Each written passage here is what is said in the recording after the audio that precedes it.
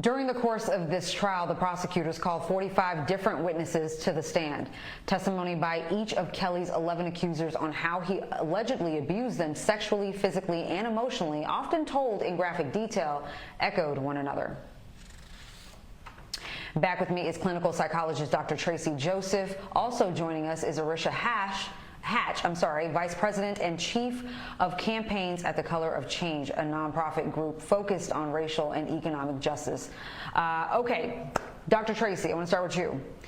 Talk to me about the emotional toll on the accusers having to relive the trauma through testifying. The toll on the accusers, you're put in the place to have to convince somebody what you know is reality. It's disheartening to say something and to tell people that something is happening, especially when it's such sensitive material. When it's so outrageous, you would like to be believed. Why would anybody make this kind of thing up? Why would I put more out there than what it really is? So it's really disheartening to tell people this truth, and you're hoping that they're going to respond with outrage, and to be questioned and to feel the need to continue to give details and give information and be asked repeatedly to substantiate what you're trying to say. That can be quite disheartening, especially if you're not getting the feeling that you're being believed. If you're getting a response from someone whose facial expression looks like you're not credible, or that what you're saying is not true, it can be very disheartening. And for anybody who's been the victim of anything, the most important thing to you is to be believed. So that could be very discouraging. Taking a step back, I would imagine deciding whether or not to cooperate in the prosecution of this sort of case and then to testify at trial is a very difficult one. So can you describe what that's like for a person who has undergone abuse? For you, doctor. For someone who's undergone abuse, I mean, all kinds of issues come up. You already have self-esteem issues. I won't even begin to tell you about the kind of person who might have been abused, who might have fallen into this situation. We know that R. Kelly picked people, he groomed these people because they have low self-esteem, because they don't defend themselves, because they don't speak up for themselves, because they can't defend themselves. And to be back in this very public arena and be in another situation where they feel like they have to defend themselves and defend their truth can be very disheartening, and their self-esteem takes a major toll. Pain begets pain. So being in this situation, potentially not feeling believed, kind of probably harkens back to other events in their lives that brought them to where they are today. Were they not able to tell their truth before? Were they not believed before? Had they suffered some kind of abuse before, which made them more vulnerable to Mr. Kelly? So that's very disheartening. It's very troubling. It's another insult to the ego. It's another insult to their self-esteem. Arisha, let me bring you in.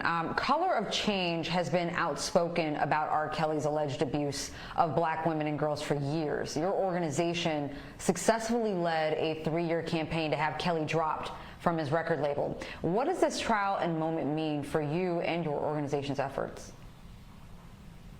It's just a really important moment. We first began campaigning around R. Kelly, and in 2017, just before the Surviving R. Kelly documentary dropped 6 or 7 months later, after a BuzzFeed article came out.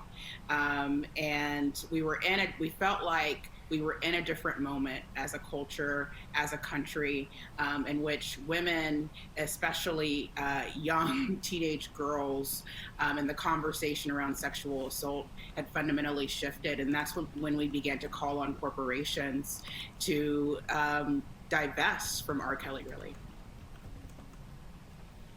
All right, back to you, Dr. Tracy. During closing arguments, R. Kelly's defense tried to cast accusers as liars and fame seekers. What kind of impact can this have on someone who's already made themselves so vulnerable?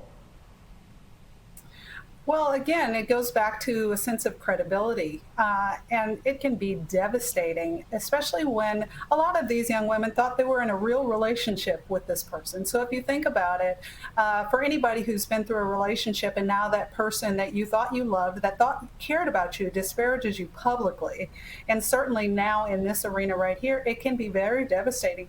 Think about it. These are women who are going to go on with their lives, hopefully. Hopefully, they're going to go on to make good decisions.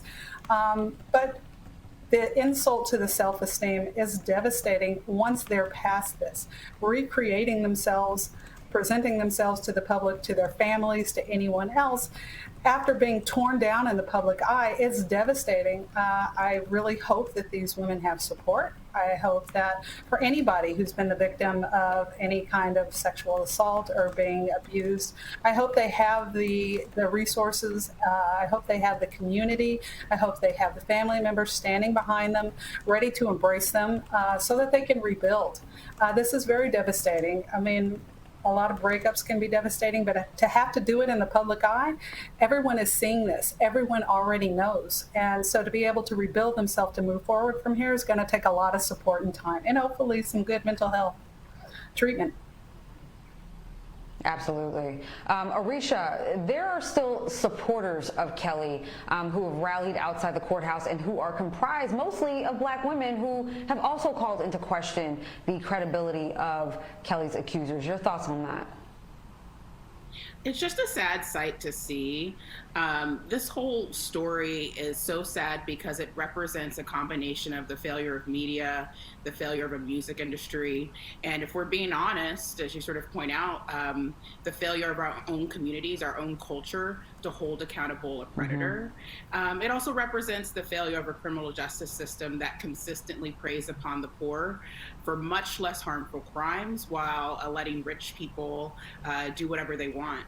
And so it's definitely disheartening to see other Black women, especially now that so many survivors have spoken out about the abuses that they faced, many of whom were at a very, very young age where they weren't in a position to even consent to a lot of the behavior alleged. And so it's sad to see that folks are still consistently sort of showing up in support of him, but it's emblematic of a culture that has enabled this to continue for the past several decades. Well, speaking of systemic failures, the criminal justice system tends to treat Black women as disposable, not seen as true victims. What would a guilty verdict mean in this trial beyond this one trial and for our community? Arisha. I think it's similar to what we saw in the Derek Chauvin trial. It's while it's just the start, it is the beginning of a very public moment to say we're not going to accept this sort of behavior, especially when people are unwilling to take personal responsibility for what they've done, are unwilling to make amends for what they've done, and that we're going to actually believe Black women and Black survivors of this type of violence. Now, this would be a different case or conversation if we were talking about one person, one woman, one girl who said something. What we've seen is a clear pattern. It's a clear pattern in dozens and dozens of women over more than a dozen years talking about these sorts of abuse allegations. And it's time that we see a criminal justice system step in where so many others have failed to hold him accountable. All right, clinical psychologist Dr. Tracy Joseph and Arisha Hatch, Vice President and Chief of Campaigns at Color of Change. Thank you both for being here.